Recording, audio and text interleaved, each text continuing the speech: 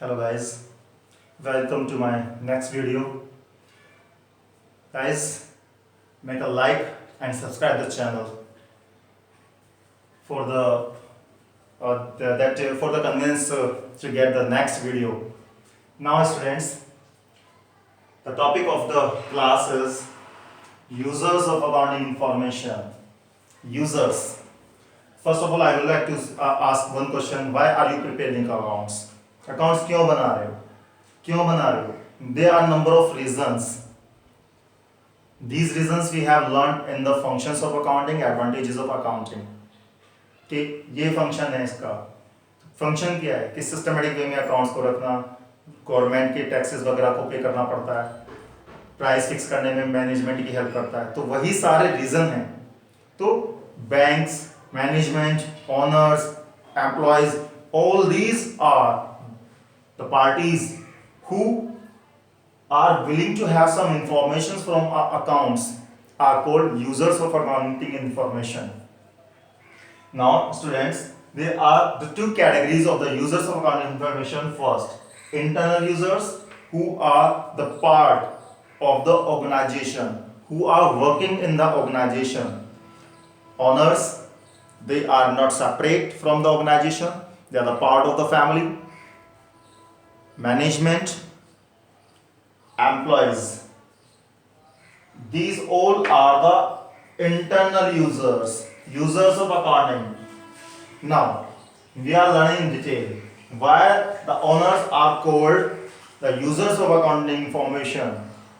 Owners are those persons who have invested the capital means an investment which is raising the risk in the business. There may be profit or the loss. So to have the security or the safety of the capital, the accountants have to prepare the accounts. Or you can say in the business, the accounts are maintained for the safety of the capital.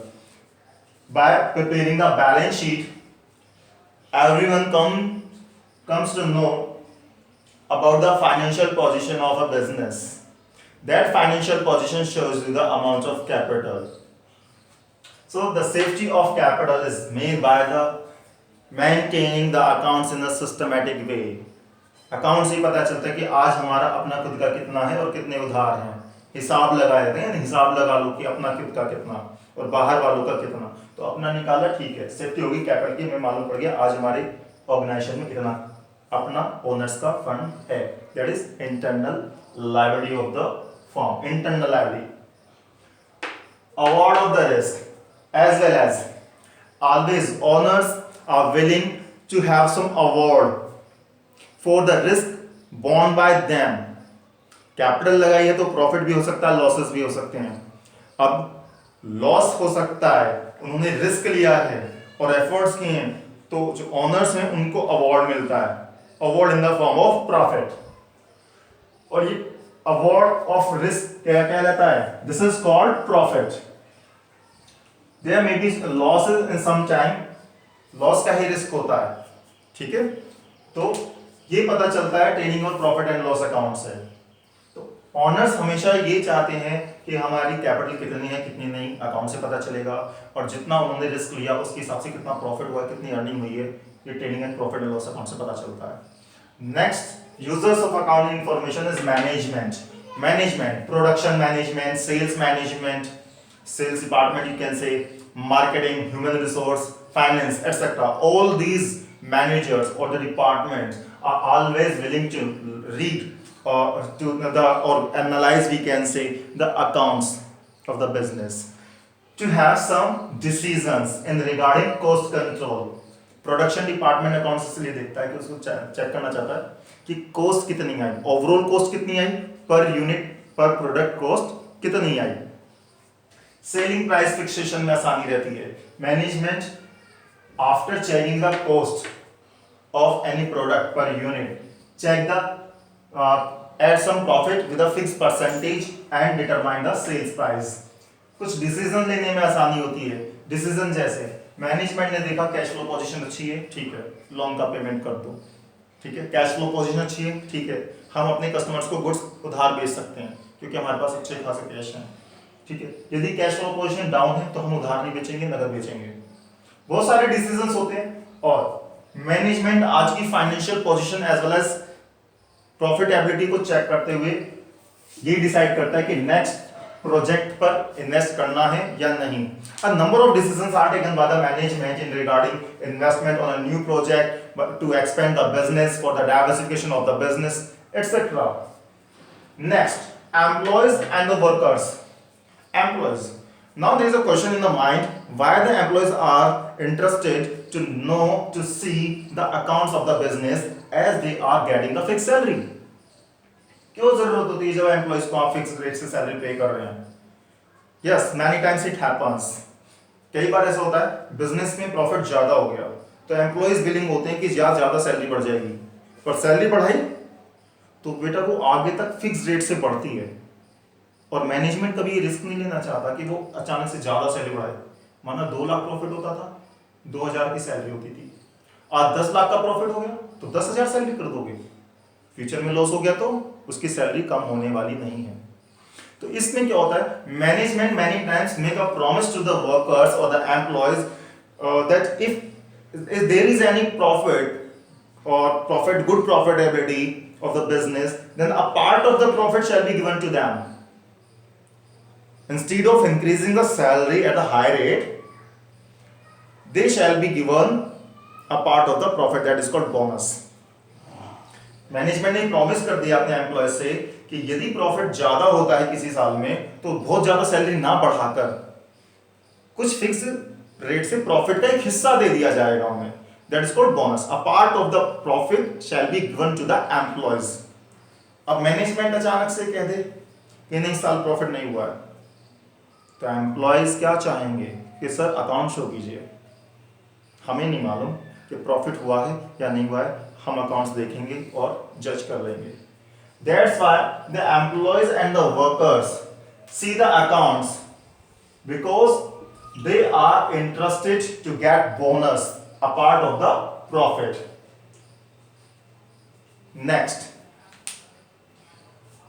external users. External users means those interested parties, stakeholders who are having indirect interest in our business. First, banks and financial institutions. These are the money lenders from whom a businessman is going to take some loan, financial assistance.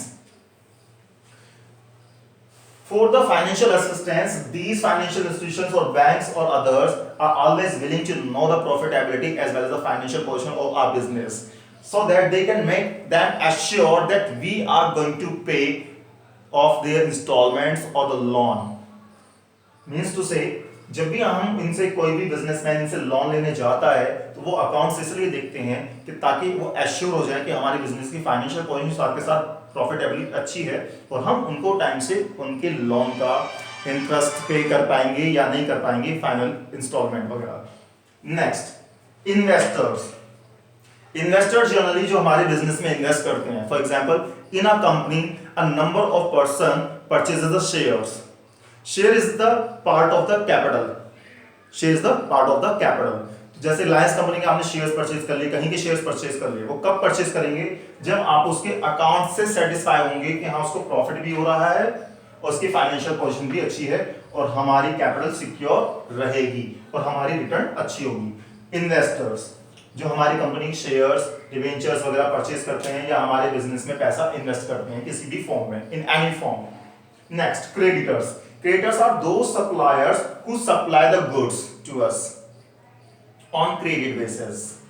Creditors वो suppliers होते हैं जिनसे हम माल उधार खरीदते हैं, goods उधार खरीदते हैं। कोई भी हमें उधार देने से पहले हमारी फाइनेंशियल पोजीशन और प्रॉफिटेबिलिटी को चेक करेगा। Means they are also willing to see the trading account, profit and loss account, or you can say to check the profitability and to see the balance sheet, to check the financial position. Next, government and its authorities. Government and its authorities. Why?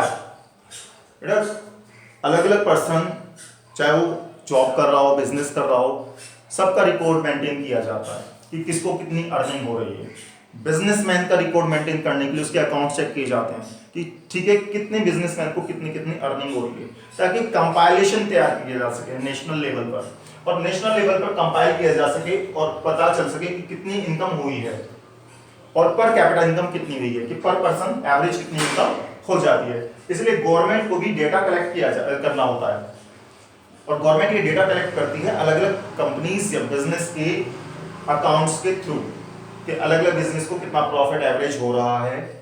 After that government और कुछ authorities जैसे income tax authorities या GST वगैरह, goods and service tax, taxes charge करने में भी आसानी रहती है, क्योंकि with the help of trading and profit and loss account we come to know the net profit and we check that this net profit earned by the firm in any particular period of time, that is a financial year, this profit is taxable or not, कि किसी financial year में जो भी profit हुआ है वो taxable है या नहीं है। और ये प्रॉफिट टैक्सेबल है या नहीं है बेटा वो इनकम टैक्स एक्ट के अकॉर्डिंग पता चलता है, और उसके प्रोविजंस, इनकम टैक्स एक्ट के प्रोविजन चेंज होते रहते हैं, ठीक है। तो ये गवर्नमेंट, यहां तक कि ऑडिट भी कराई जाती है, चार्टर्ड अकाउंटेंट्स आते हैं जो कि ऑडिट करते हैं कि इनकम टैक्सेबल है या नहीं। नेक्स्ट, रिसर्चर्स, रिसर्च करना।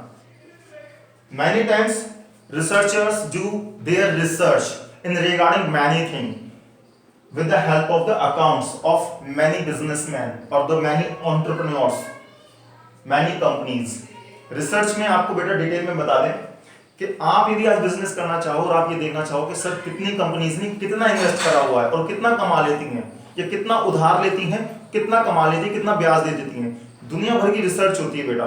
कॉस्ट पर भी रिसर्च करते हैं कि कितनी कॉस्ट कट कर दी, कैसे कट की, कितना प्रॉफिट हुआ था, किस परसेंट से हुआ था, कितनी सेल करी थी, ये सब बहुत सारी रिसर्च होती है, उसमें बहुत सारे डिसीजन लिए जाते हैं, एनालाइजेशन किए जाते हैं। तो कुछ रिसर्च एंड डेवलपमेंट डिपार्टमेंट होता है, कुछ कंपनीज होती हैं वो डेटा कलेक्ट करती हैं। डेटा मींस अकाउंट्स की इंफॉर्मेशन लेते हैं अलग अलग कंपनीज के, और कंपनीज के जो अकाउंट्स होते हैं वो पब्लिश किए जाते हैं बेटा पब्लिक को, क्योंकि पब्लिक का इन्वेस्टमेंट होता है कंपनीज के अंदर। तो वो न्यूज़पेपर्स में, मैगजीन्स में या ऑनलाइन अपने डेटा को पब्लिश करती हैं, मींस अकाउंट्स को शो करती हैं कंपनीज। तो रिसर्चर्स वहां से डेटा उठाते हैं, अकाउंट्स का डिटेल लेते हैं, उनकी प्रॉफिटेबिलिटी देखते हैं, उनकी फाइनेंशियल पोजीशन देखते हैं, अलग अलग केसेस में एनालाइज करते हैं। Next, consumers. कंज्यूमर, इसका मैं एग्जांपल आपको ये देना चाहता हूं। आप मेरे परमानेंट कस्टमर हैं और मैं आपको ये कह रहा हूं ये बेटा मेरा प्रोडक्ट है और मैंने आप ही के ऑर्डर पर बनाया है, इसकी कॉस्ट आपके लिए 50 है और मैं आपको विद प्रॉफिट 5 रुपीज का 55 में सेल कर दूंगा। माइंड में आपके क्वेश्चन आएगा सर नहीं, हमें अकाउंट दिखाइए आपकी कॉस्ट कितनी आई है, हम ये जानना चाहते हैं कितनी कितनी कैसे कैसे कॉस्ट आई है, और आप उसमें 10% ऐड कर लेना। Finally when you started to check my accounts you came to know that the cost of this product is only 20 and now you are saying that at 10% profit, 20 cost I, 10% add कर दो, 22 में sir हमें बेचो। तो कुछ customers होते हैं जो कि कॉस्ट डिटर्मिनेशन में चेक करते हैं कि कॉस्ट कितनी आई, उसके बाद प्राइस देखते हैं ताकि फेयर प्राइस, कौन सा प्राइस बेटा, फेयर प्राइस डिटरमाइन किया जा सके। As well as many times there is a interference of the government to fix the price of any commodity. That's why government also checks the accounts to know the cost of any product, so that the fair price also can be determined. कैसे? जैसे गेहूं, चावल, ये सब जो बेटा होता है ना, गवर्नमेंट इनकी कॉस्ट देखती है। आटा कितना पिस के लगा, क्या कॉस्ट आई, सरसों का तेल, ये बहुत सारे आइटम्स हैं, तेल, मिट्टी का तेल, पेट्रोल, डीजल, ये बहुत सारी चीजें हैं जिसमें ना गवर्नमेंट का इंटरफेरेंस होता है उसके प्राइस को फिक्स करने में, प्राइस को फेयर प्राइस ताकि फिक्स किया जा सके। तो गवर्नमेंट इंटरफेयर करती है, चेक करती है अकाउंट्स को कि कितनी कॉस्ट आ रही है, उसके बाद ही प्राइस फिक्स करती है गवर्नमेंट कि ठीक है इतनी को, इससे प्राइस पर ज्यादा नहीं बेचोगे। मींस एक फिक्स प्राइस किया जाता है, उस फिक्स प्राइस से आप ज्यादा पर सेल नहीं कर सकते, कम पर सेल करो वो आपकी इच्छा है। Next, public in the case of company we are talking about here. Company क्या करती है बेटा, कंपनी की जो शेयर्स होते हैं, डिवेंचर्स होते हैं, मींस जो कंपनी में इन्वेस्टमेंट होता है वो जनरल पब्लिक का होता है।